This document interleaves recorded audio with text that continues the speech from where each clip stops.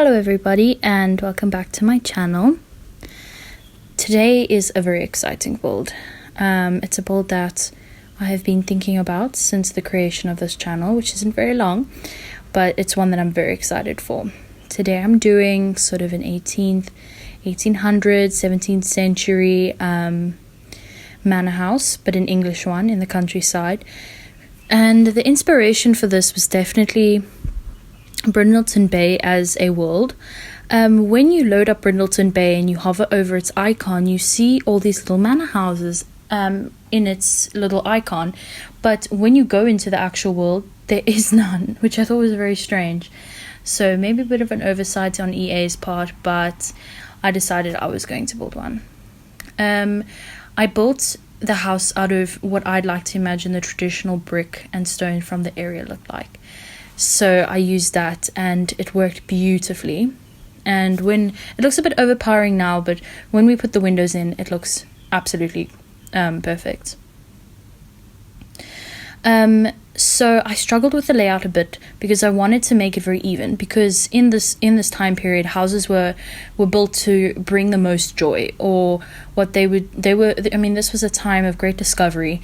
And they were trying to, there was leaps in psychology and medicine, and a lot of the time there was a lot of mixing in the fields, and people were building houses not only for practicality and to withstand a long period of time, but also something that would bring the most joy or would work like the best for a family.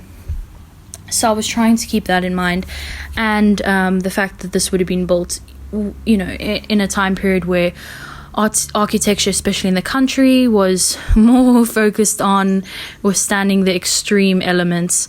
And I do build it on the lot that I think it's this massive house. I'm not sure what the house was originally called, but there was these two vets in it in Brindleton Bay. It's up on the hill, and it is built sort of on a cliff thing, and you can see the lighthouse in the background, which I thought was amazing. I think I might build more of these kind of houses in this world, because I really enjoyed building this particular one. Maybe I'll build a smaller one or a more updated one, but I thought just to keep this sort of in mind, I'm going to build the house quite simple exterior. You know, maybe it's updated quite a lot, maybe it was built quite early in the century, and it's sort of this family manor house. It's, you know, has this great legacy of people and passed down, you know, generation to generation, and very, in this time period, your name was associated with your place that you lived, and if you were of noble blood, you had an estate that your family lived on, that you came from. So I kept that in mind when I was building this. The lighting is beautiful. It changes quite a few times through the video, and I can't really atone for that, but I was trying to, I think, see everything in different kinds of light to make sure it was the best choice. In terms of the garden, I think it might be my favorite part. The whole build is my favorite, but the garden was definitely my favorite part of this build in a big way, because not only did I put the most effort and thought into it, but it was supposed to reflect how gardening was becoming a science at this time. To be a gardener was actually quite an esteemed thing, and if you were a very good gardener, different people of high ranking would actually try and steal you away from your place of work. So I can imagine there's a gardener or a butler. I do make provision in the basement for a servant of some kind. Obviously not slavery, I don't condone that, but in this time period there would have been, you know, paid servants that worked and lived on the premises to help with the children and so on. So it can either be a butler or a maid or a gardener, you know, if you were playing this house, what kind of person you would want to use. So I made this garden how they would have made it, because they would have made little pathways, because every night before dinner or when they were walking and talking, they would have a pathway that they would follow, and that would be their exercise for the day. Many Victorian women were encouraged to do very light exercises because they thought that hard exercise would cause the women to faint. And in those corsets, I can imagine you really wouldn't want to be doing hectic exercise. So it's just a little path, and you can imagine them walking them down from the house and walking around the fountain and having a look at the statues. And I do end up putting down 2 statues because this household is of the wealthier type, so they would obviously be able to afford 2 statues. I really wanted it to look authentic, which is what I say for every build, but I really wanted to look authentic. This is probably the time period that I know the most about. The Victorian, Edwardian, that time period is the one I know the most about because it's the one I'm most interested in. And I really liked the idea of this little country manor because at the time, country people were seen as slightly less modern, slightly less fashionable, but more removed from, the bustling of London or Bath or any of the big cities at the time that would have been popular for social people. And of course, the woman would have been always sent out into society to find a husband. It sounds appalling, but that's how it would have sort of been done in that day. And I can imagine this is an old family and their eldest daughter has just been sent out to go and introduce herself to society and find herself a rich husband, hopefully a rich, handsome husband, because I do feel sorry for her if it's a rich, ugly one, or an old one, God bless. This is the second statue, I have no idea what that little thing's called, that little afducky, my South African roots coming through, but the little afducky thing that she's underneath, I sound very uneducated, but that was meant to be the main statue area, and the other one was just a sort of a rosy secondary statue area. Anyway, the main point of what I was trying to say was that this is a time period I know quite a lot about, but of course I will not be, the expert on it. There's obviously tons and tons to learn. But it is the time period except for the, 1930s and so on, it is a time period I enjoy the most. For social reasons, slavery and there was obviously no rights for women and no rights for gay people and that kind of thing. So I think I like to clarify when I say these are my favorite time periods. I like to say, the literature and the fashion and that kind of thing, and definitely not the social issues because those were appalling. But it was also a great time of change, and it was probably one of the times in history when people were really beginning to think about new things. And places like Paris in this time period, gay people and people of color were beginning to experience having rights and equal rights and not being judged and that kind of thing. So that's really cool. In a lot of movies and books from this time period, people talk about Paris as being a bit more metropolitan, as being a bit more free.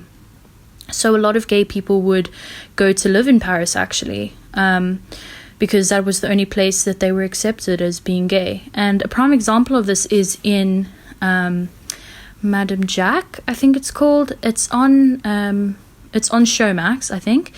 And it was an amazing series and I really enjoyed it. It was about, this sort of time period, and it was about this lesbian woman and what it meant to be a gay woman in this time. It was very eye-opening. And of course, as I love this time period, it was very aesthetically pleasing. And in this type of houses, they would have had a big library and a sort of man's study. Anyone could have used it, but it was mainly the man's, because for a lot of people, women weren't even allowed to read. For more religious people, but it was also the time period that a lot of women authors became very famous. And one of my favorite books, which is actually Wuthering Heights, it is my favorite book, is from this time period. And also, more comically, my favorite movie, which is Sweeney Todd, which is obviously more fictional, but I love Sweeney Todd. It is my favorite movie. And in this library, I wanted to use very heavy woods, very old wallpaper, so it's not necessarily my favorite aesthetic. I do prefer lighter woods and that kind of thing, but I wanted to make it look as historically accurate as I could. So I do use very heavy woods, things that would have been built from maybe the wood from the area, trying to keep it in, this time frame. I struggle a bit to make the bookcases look like they've been built in because I don't want them to look freestanding, because that wouldn't have been the fashion at this time. it was meant to last a long time. These books were quite precious. It was very expensive to buy books in this time period. Buying books, it was a bit of an investment. You had to be a man of learning to own one besides the Bible. So these books would have definitely been kept in very good condition.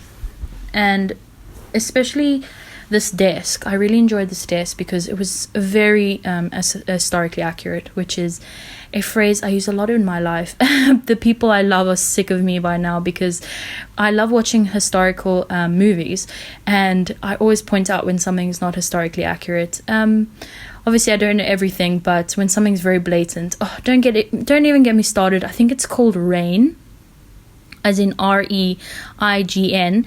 It's a show on Netflix, and it is so historically inaccurate that I can't even watch it because the outfits look like someone bought it from, the local store. It doesn't, and it's so provocative. I mean, these women would have been burnt at the stake for wearing clothes like that.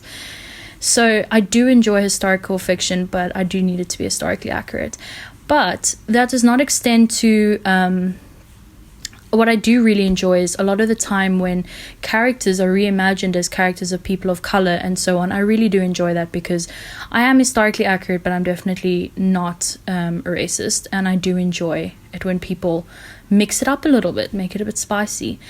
I wanted to make this house off the grid, so every single appliance and every single light that is fitted is off the grid because this house is in the countryside. This is the dawn of electricity very early on in the century, but for the most part, people are still using gas, which is another interesting thing I should discuss after this, is how gas actually Victorian period was the birth of ghost stories, and there are tons of ghost, eerie stories from this time, the Victorian Gothic, and it was often attributed to the fact that there was gas leaks, tiny gas leaks that people didn't notice, and would actually make them hallucinate. So you have these houses, these old heavy houses with these gas leaks, and you have these people who are very bored. There's nothing to do at this point in time except have children and make war, so they're having these hallucinations of these ghosts. So that's sort of a funny thing that I read about the other day.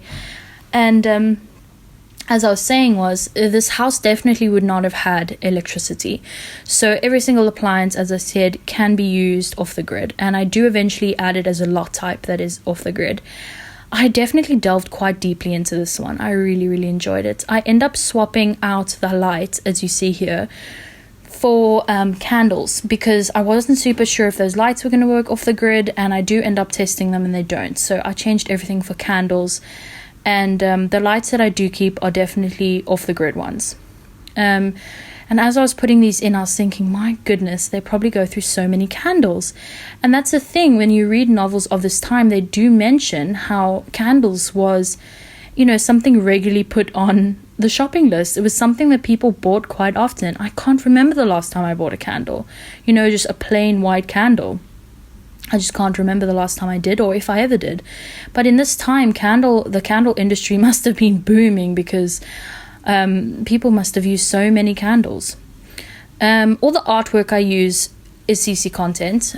For the most part, this house is built from the EA's PAX or base game. But the artworks, I wanted to get something very authentic.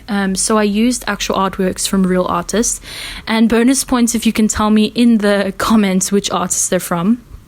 My girlfriend, who actually did art history in high school, she was like, I know that artist. And she was like, that artist wasn't even born yet. And we were laughing at that because, I think one or two of the artworks are actually from the Edwardian period, so they wouldn't have actually even been born yet, but I still put them on because they look pretty, and I was willing to forgive the inaccuracy just for once.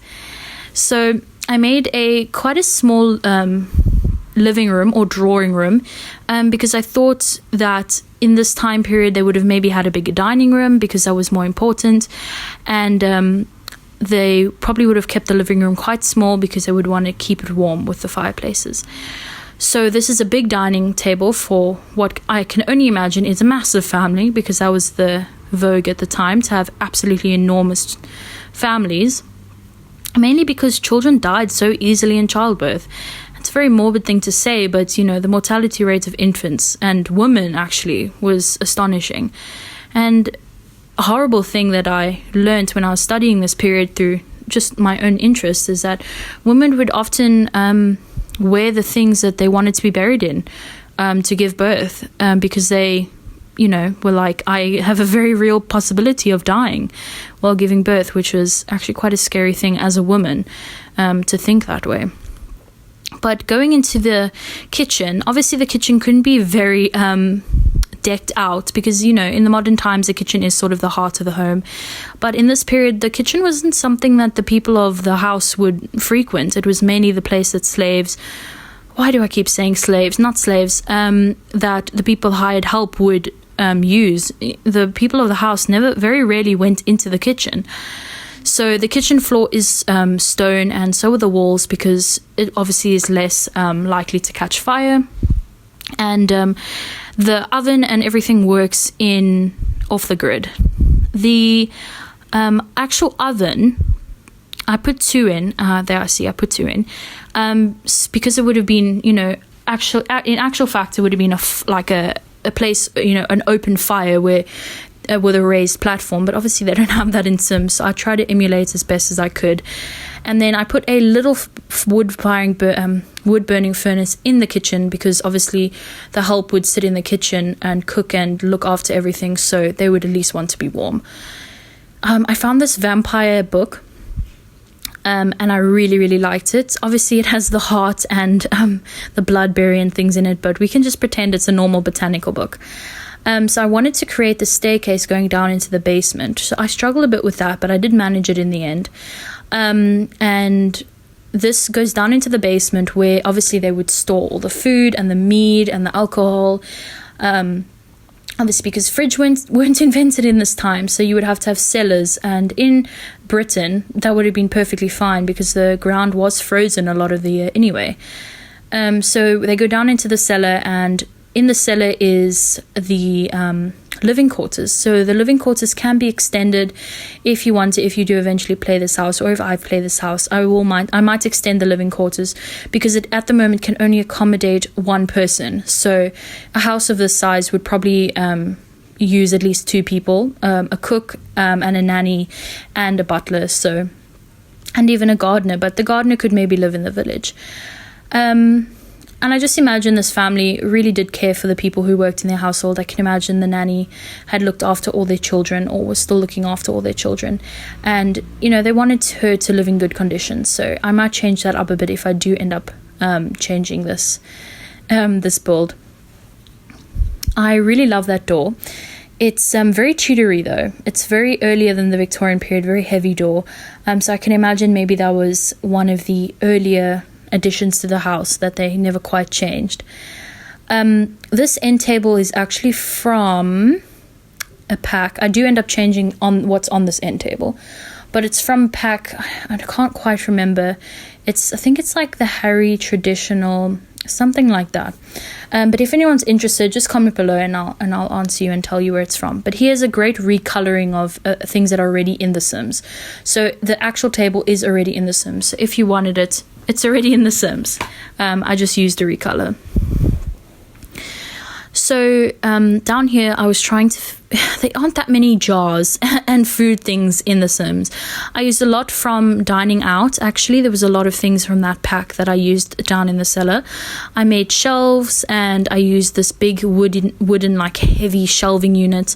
And on it, I just put, you know, I pretended that they were the food things. And obviously in real life, there would have been a lot more meat and veggies and grains and that kind of thing to sustain them through winter, but obviously they don't have that kind of thing in The Sims, so we have to pretend, we have to use our imaginations. I had a good laugh at these little what do you call them, little chests full of alcohol, little kegs. They're very cool.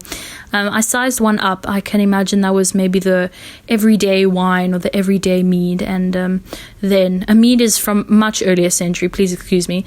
So the everyday wine or whiskey or something, and then the smaller ones were maybe for a better occasion. So I do end up using tiny little extras, especially in Dine Out, and I just size them up or size them down, and I put them on these shelves. And I try to give the illusion that that is where the food is stored. I put some boxes around, some clutter and so on. None of it obviously is usable in The Sims. And I think when you in The Sims, when you click on the oven, you can just prepare it from there, and the food appears out of nowhere. So you can do it that way. So we can pretend. We can use our imagination and pretend. So I did originally put a wall heating unit, but that was a bit more used in a later part of the century.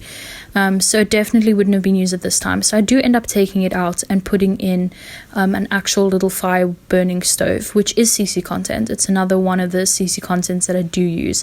For this build, I actually didn't use that much CC content, only a few things that I really needed. I try to make my builds, because I'm building with people in mind who maybe don't use CC content. I want to be able to make my builds usable without it. I really wish they would introduce something like that into The Sims. It's such a handy thing to have when you don't want a big, massive fireplace. And I was trying to think of, this is the linen cupboard. The thing I just placed was the linen cupboard, and I end up putting that hand washing laundry thing from, I think it is Laundry Day, one of my favorite packs. So that's from Laundry Day, and their Sims can actually use that, and they can wash the clothing. And I don't end up putting a washing line out, so I would recommend doing that. That's actually something I forgot, which I meant to do. But then they would actually wash the clothing in that little basin, and they would hang it up, which I thought was really cool. So in this time period, they would have definitely had, the help would not have had a bathtub. They would have probably had a big steel basin that they have then carried water into. And the same for the people upstairs. But as I said, the Sims don't have something like that. And I just didn't want to leave it just empty. So I end up putting a toilet and a bathtub in, but both work off the grid. So that was very helpful. Every single appliance in this build is off the grid, to make it a bit more historically accurate.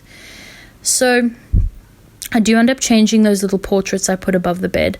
I end up putting like little sketches there that look like someone taped them onto the wall, because I thought that was a really cute idea, that maybe the butler or the servant was maybe an artist and trying to explore and do figure studies and that kind of thing, which I thought was really cool. I wanted to make this room a little bit cozy. You know, I can imagine when he gets the furnace going, it's quite warm and he cuddles down into bed. I didn't want it to look a bit sparse, because I can imagine this family really cared about this man, and he wanted to make sure that his life was as comfortable as they could make it. Another thing I wanted to mention was that I make this build maybe not the most furnished, but I use quite heavy furniture, which I think reflects the time. You know, the Victorian period wasn't about clutter, it was about functionality, and a lot of people believe that having too many things in your house or having luxuries was sort of seen as a sign of being sinful. So I can imagine maybe there was that kind of family. Here I make it off the grid, and I also make it haunted. Just a little sneaky that I put in there, so it is haunted if you guys want to live in there. What I was saying was that this time period was actually a time of great religious activity, but also a time of great freedom. A lot of people were finding their voices. A lot of people were discovering the different kinds of people in the world. And it was also a great time of philosophy and challenging, and it is seen as one of the period where the world starts speeding up a lot.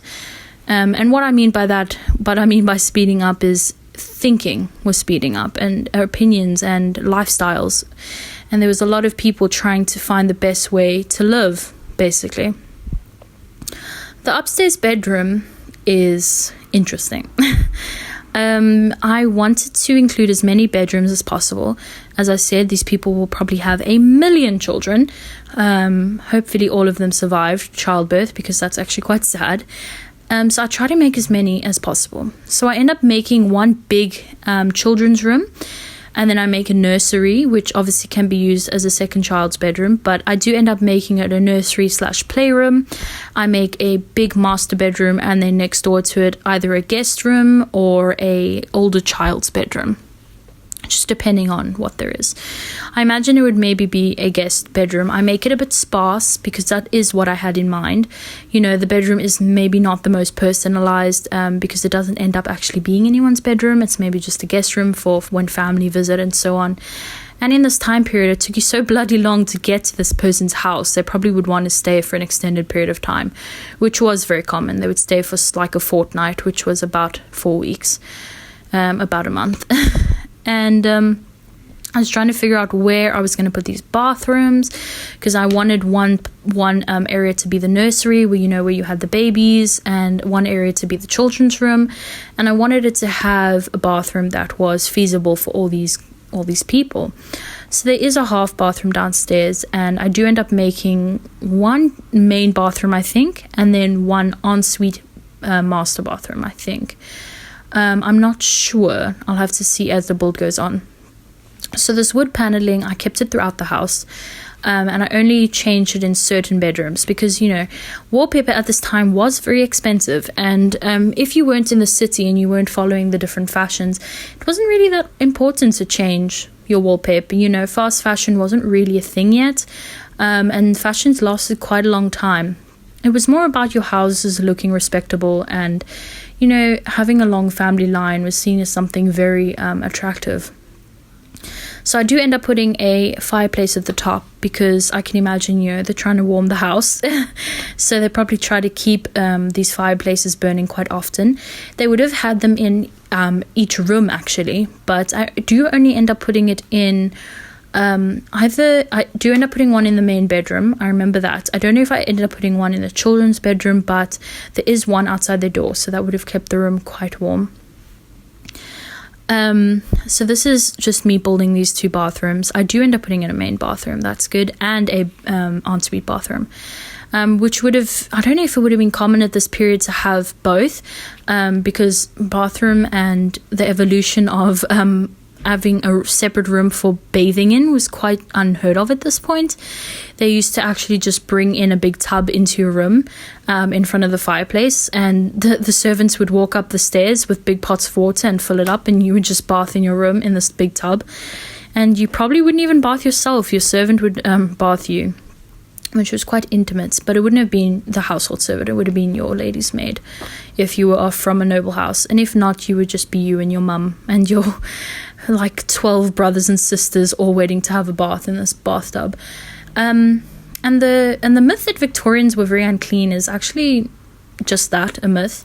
Victorians were actually very clean. Obviously they couldn't have frequent baths, every second day or every day, but they would actually bathe their face and their areas actually every day in a basin in the morning. So they were quite clean, but it wasn't feasible to heat that amount of water every single day. So they would wash the important bits, and they would have clean clothes every day, which was the most important, because cleanliness and hygiene was actually a very important part of the Victorian period. Being clean was actually a sign of intelligence and well-breeding. So if you were dirty, it was seen that you were maybe a peasant, maybe someone from a bad family. It was very important to be clean and to be very presentable. They enjoyed respectability and hard work. So that was definitely something from this time period. I put a little divider up in the room.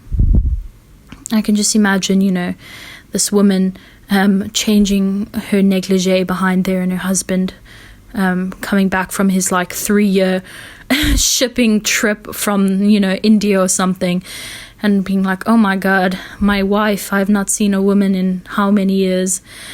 Off track, but let me just have my weird daydream.